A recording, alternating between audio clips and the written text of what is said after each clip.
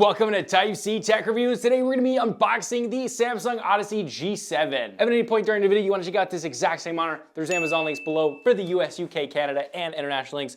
This is the new G7, the G70B. B, right? Because A is the last generation. So now this is a new one. Let's get this open. Hopefully we're opening this on the right side, and we are. All right, 4K, high refresh rate, 32 inches or a 28-inch screen size. Pretty typical packaging here. The base of the stand looks to be the same one on basically all of their 32-inch monitors, primarily plastic. Still can't tell if this is metal or plastic base, but overall not the greatest stand in the world. This is the other half of the stand. And yeah, so this is the same stand, non-lock-in. You have a little bit of cable management back here, although this little slot is new maybe. And then you actually have to screw this in yourself, which then also makes you, if you do want to mount this on a monitor arm, you will have to use this included bracket right here. So you screw that to the back of the monitor, and that gives you a 100mm by 100mm base mount right there. So that's what you're gonna use. You wanna mount this. Not a big deal, but not a clip-in stand, and honestly, not the highest quality stand in the world, especially when compared to the competition, which is really good. But when you buy Samsung, you know that's what it's gonna be. In this part, we have that kind of cover for the RGB. If you've seen any of the Samsung monitors, then you've seen this before. This kind of just clips together on the back of it and kind of disperses that RGB a little bit. Also in the box, we've got this bag with part of your power connection, USB Type B to USB Type A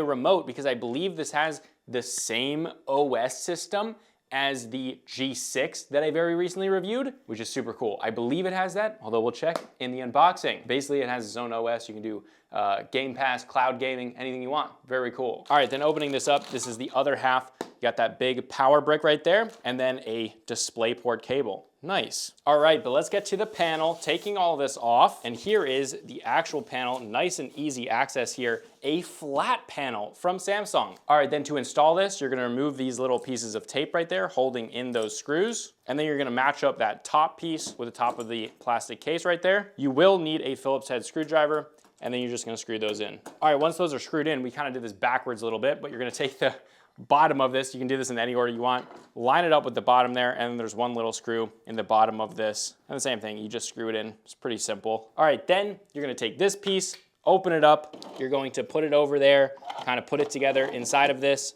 clip it together, and then you just set it down, and you turn it sideways, and it kind of locks into place. Let's pick this up, set it on the desk. Now this stand design is always awful. It always results in a very wobbly panel, and the reason is because it doesn't actually mount to a metal backplate. I believe it mounts to a plastic backplate.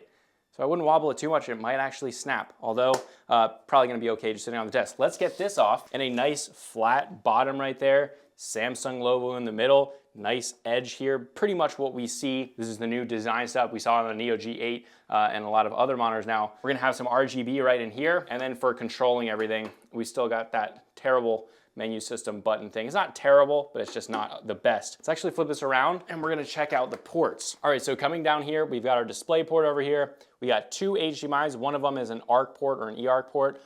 Then we've got USB Type B right here, two USB Type A's. Those are downstreams. And then we've got a Ethernet port and a 3.5mm audio out. The Ethernet port is because, again, it has that OS system, which at this point I'm pretty much absolutely sure it has that OS system, which is cool. Although I probably won't be covering that too much in this video or the review, probably just link back to the G6 OS system, kind of because we kind of reviewed that and talked about it in that video. But let's get this set up on the desk, doing initial impressions, gaming impressions, and then a ghosting test. Let's do it. All right, guys, so once you turn this monitor on, you're probably gonna turn it on with the remote.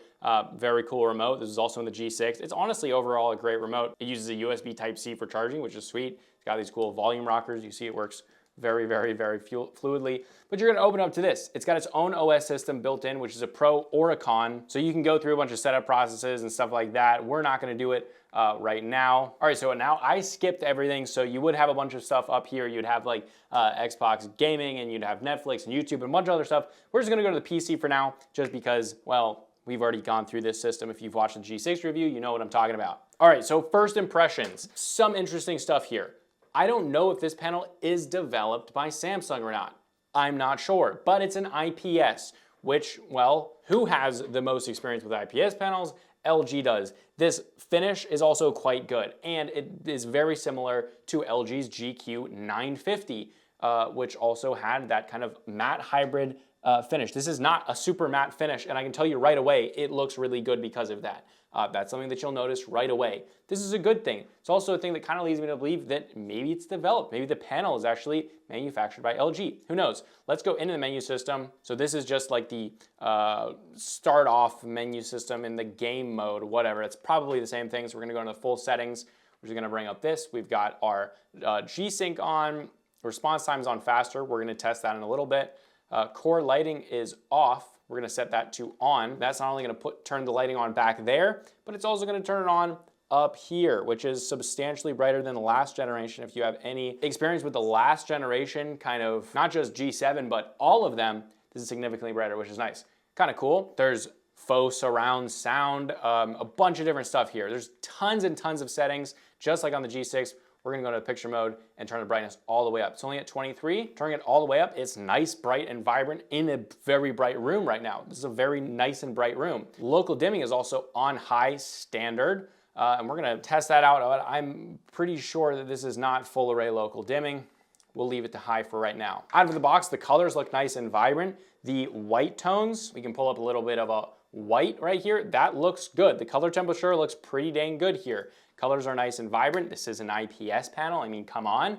And it's got that finish, which, well, I'm gonna tell you right away, it's very similar to LG's. If it's not an LG developed panel, well, they're copying them, and that's a good thing. All right, let's go right into NVIDIA control panel. And you can see G-Sync is on and working because this is a G-Sync monitor. This is in 3840 by 2160 or 4K, 144 hertz, which is max refresh rate.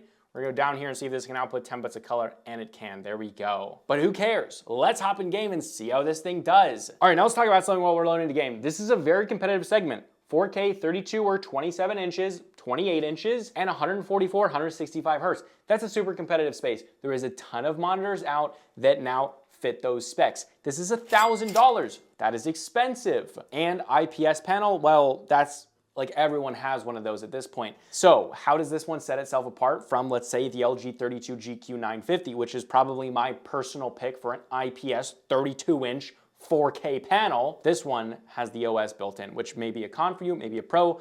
Doesn't matter, let's hop in game. Seeing how this thing games, I mean, I've gamed on a lot of these. Response time feels very good and very quick. Obviously, these are just first impressions. Everything feels good. The colors look great.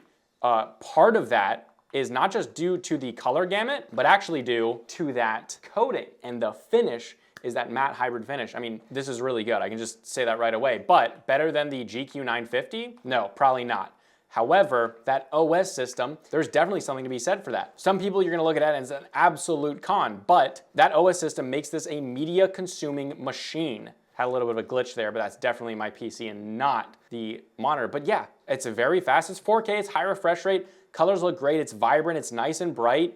The finish is really good, which is a massive pro.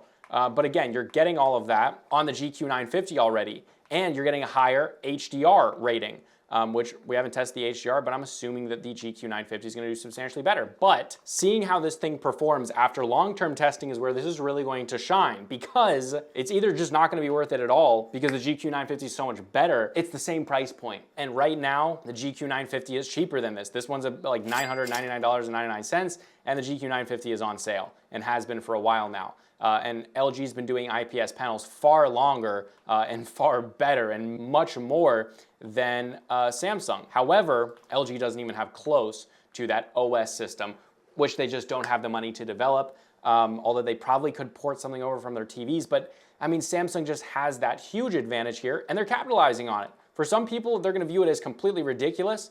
But for other people, if you're in a one-room setup, like I talked about in the G6 review, I mean, this could be life-changing for some people. All right, I mean, I think that's enough of the gaming. It looks great. The colors look beautiful and vibrant. Everything's bright. The coating is fantastic. It's 32 inches. The bezels are small. I mean, there's nothing really to hate here at all. Also, one thing to mention is this is substantially lighter than the GQ950. GQ950 is a heavy beast of a monitor. Let's see how this thing does with ghosting. All right, now here is our first bad news. I kind of saw this during gameplay, but I wasn't quite sure because it seemed a little weird.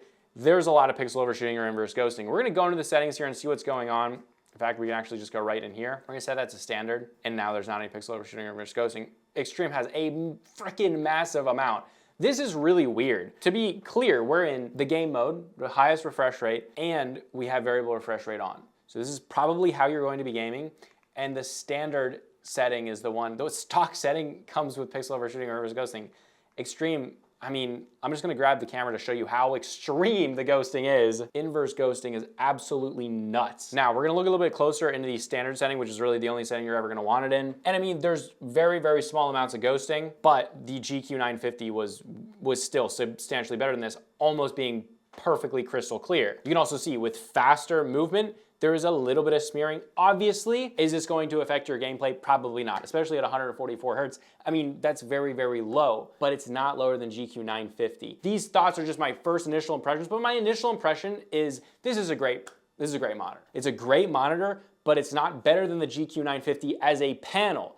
But with that OS system, the remote, and having speakers that are actually quite decent, I think these are the exact same ones on the G6, and just from the gameplay, they seemed really, really good, like the G6. That's the only difference here.